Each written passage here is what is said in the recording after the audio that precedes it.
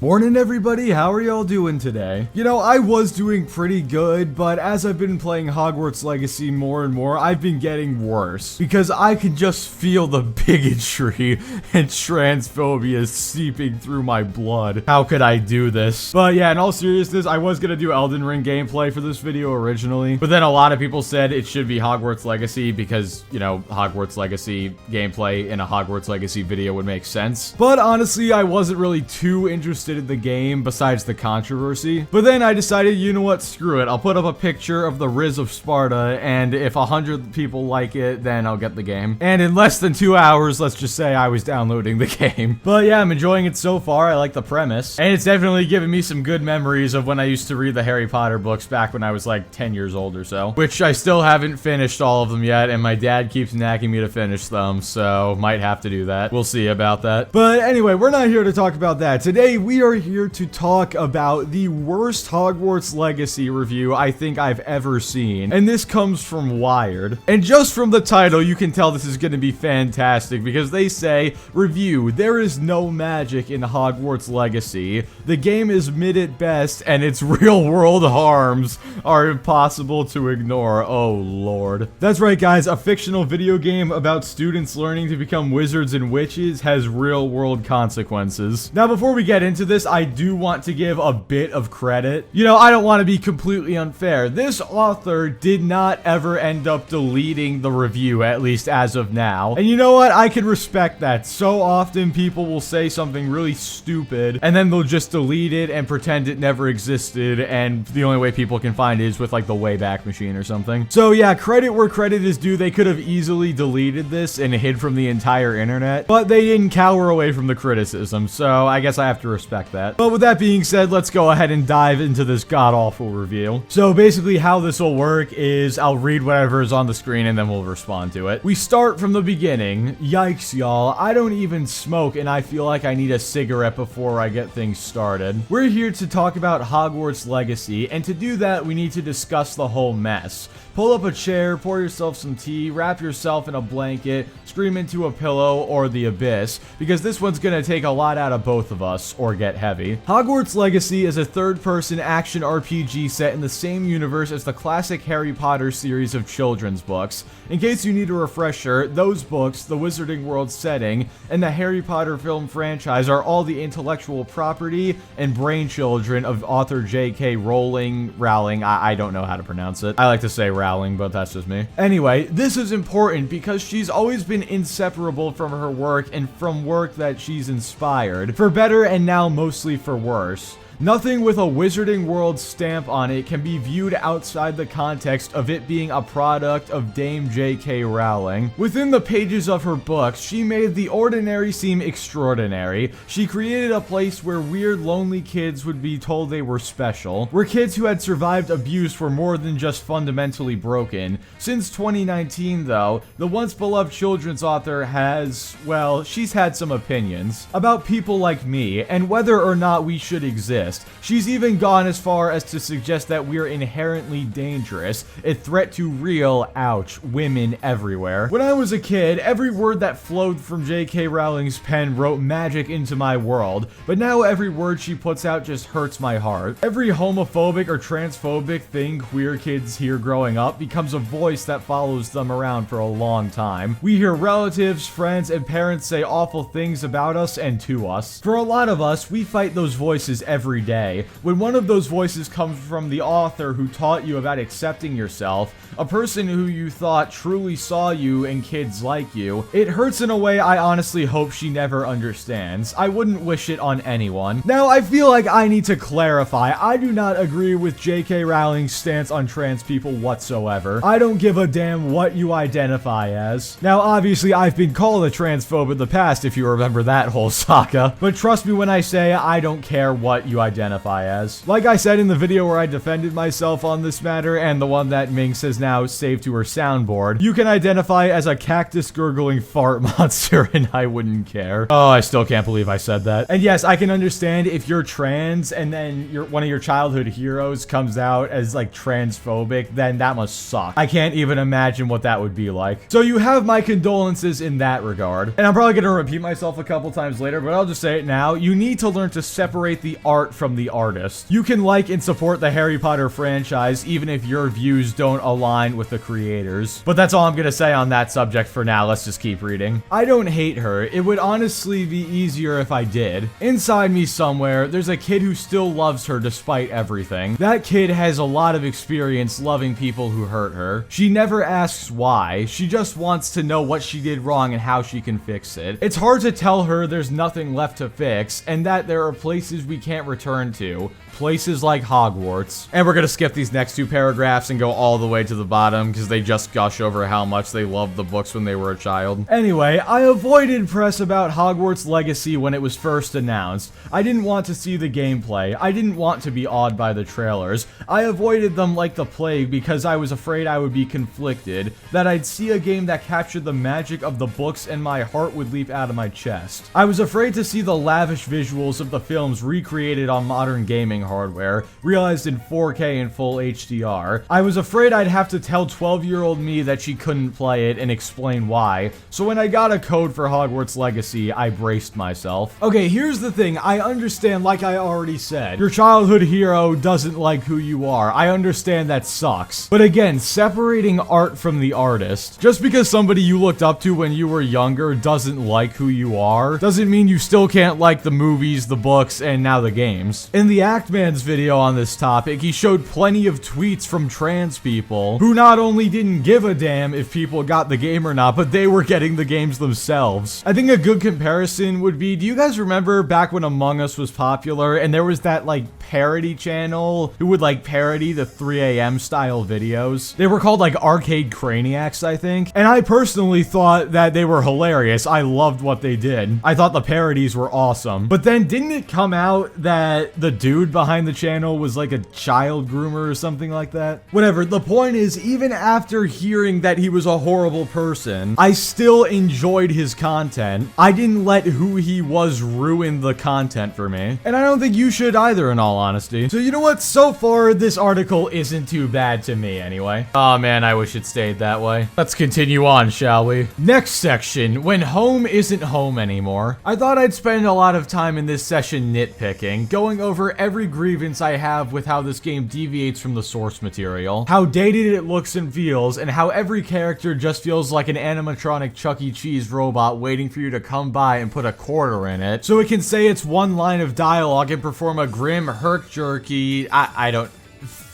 facsimile, I have no idea, whatever, of a living being, but there are no nits to pick. It's just lice all the way down. The longer I spent in this version of Hogwarts, the more I could feel a tangible absence. There's definitely something missing. I thought maybe it was the lackluster art direction, the one-dimensional characters that feel like store-brand versions of the ones we know and love, or even the conspicuous lack of iconic John Williams score, but there's a bigger absence here. Well, here's the thing, I will agree the facial animations at times don't look great, but in the cutscenes they look perfectly fine. I mean, you guys could see the stuff on screen. The facial animation of the teacher looks completely fine. Although I will say there's some issue where like audio gets desynced and it plays ahead of when the lips are moving. And look, here's the thing, the humans don't look the best, that's definitely true. But the environments look incredible and the reflections look great, at least on PC. And as for, oh, they're just waiting around for you to talk to them. One, yes, it's an RPG, that's kind of what the side characters do. They kind of stand there and wait for you to interact with them. But two, the characters don't necessarily, at least from what I've seen thus far, they don't just stand there and do nothing. Hell, when I was first introducing myself to the characters in my dorm, they were all doing something, and then when I come over, they like show me what they're doing, and they kind of explain it, and they tell me their interests and stuff. I don't know, maybe I'm not far enough into the game to notice that, but so far, this definitely does feel like nitpicking. But I guess it's reviewing the game in some regard regard, because think about it this way. These are paragraphs 9 and 10 out of 20. It took until the 9th paragraph of a 20-paragraph review for this person to even talk about their actual experience with the game. The more we get into this review, and the more I start to think about it, the less sympathy I begin to have for you. This feels less like a review and more like somebody who just really wanted to talk about their bad upbringing. Thing is though, there's a time and a place for that. A video game review is not the time or the place. I'm not trying to downplay what you went through, but what I am saying is it basically has nothing to do with the game. What J.K. Rowling said has nothing to do with this game whatsoever. Hell, this game actually does basically everything it can to be friendly to trans people. You can pick a male or a female character, and then you can have the male or female voice, and you can choose whether you want to be in the witches dormitory or the wizards dormitory, which last I checked, the wizards would be the guys and the witches would be the girls. So even if you pick a guy's body type, you can still go in with the girls if you want. But something tells me that's not going to be mentioned here. Continuing on, there's a hole where this game's heart should be. You can't see it at first. You have to really feel around its edges, stop looking for what is there, and start noticing what isn't. There's no sense of place. The world is lifeless. Character models and facial animations are present but somehow absent. The characters are animated, but they certainly don't feel alive. The story, besides being rooted in anti-Semitism,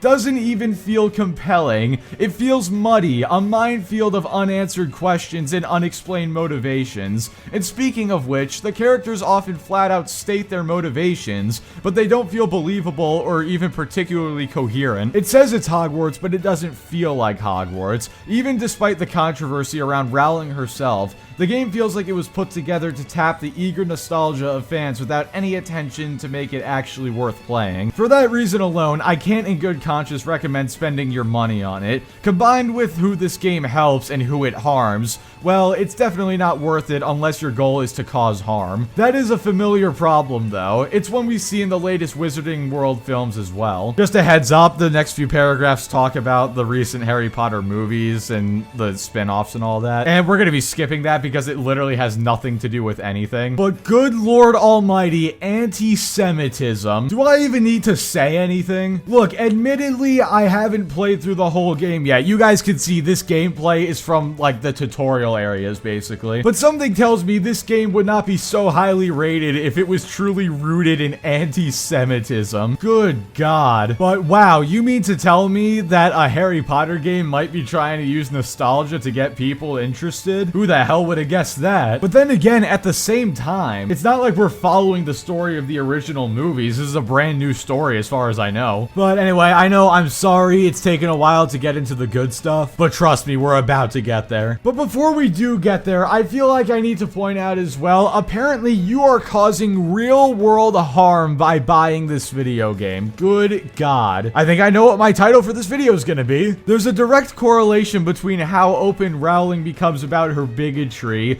and how flat and heartless Wizarding World media becomes. I don't think that's a coincidence. I think it's because LGBTQIA+ people and genuine allies are some of the best creative minds in the world, and these films and this game were made largely without them. The game industry is far queerer than most people realize. All of the things you know and love about your favorite video games were made by queer people. I don't just mean directors or executive producers, I mean the concept artists who bring your favorite video games to life, the sound designers, the engineers, the technical artists, the composers, the musicians, the writers, the testers, the producers. The hands that make the best games in the world are queer. We're the life, the heartbeat, and the magic of great games. In the yawning emptiness at the heart of Hogwarts Legacy, I see the quiet solidarity of queer people and our allies in game development. The people who just said no when the job offers came their way. The ones who didn't answer the emails from Portkey Games. The ones who politely let their coworkers know that working on a Harry Potter game would be harmful to the trans community.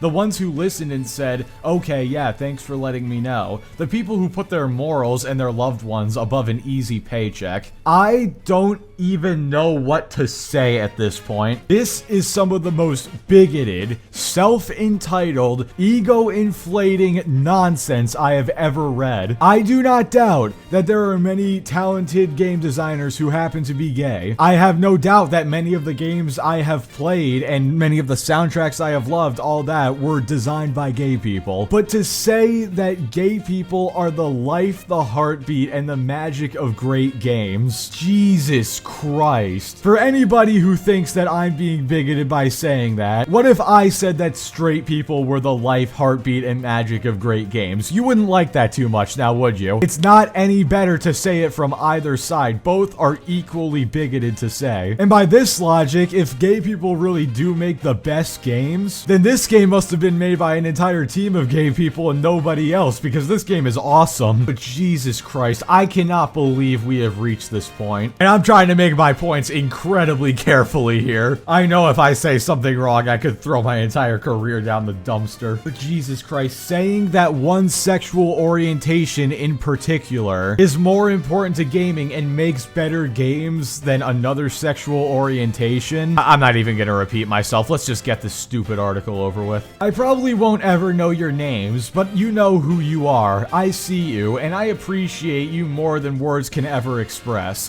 Thank you for making it easy for me to close the book on Hogwarts and Harry Potter. The magic is gone and won't ever return, because without us, the wizarding world is as heartless as its creator. And there you go, guys. That's the end of the article. A review of Hogwarts Legacy where what, like 2 paragraphs out of 20 were actually dedicated to talking about the game, and they were complaining about the graphics when the graphics are good, and complaining that the facial animations are bad when they're perfectly fine. This was not a video game review. This was somebody who cannot separate art from the artist, and so rather than judging the game based off if it's actually a good game or not, they spend most of this article delving into their childhood trauma and explaining how gay people are superior at making games compared to straight people. Do I really need to say anything else? No, I don't think I do. I've lost enough brain cells, and I'm sure you guys have as well. So with that being said, thank you all so much for watching. Like the video if you liked it, dislike it if you didn't like it, subscribe if you want to see more, and I will catch you all next time.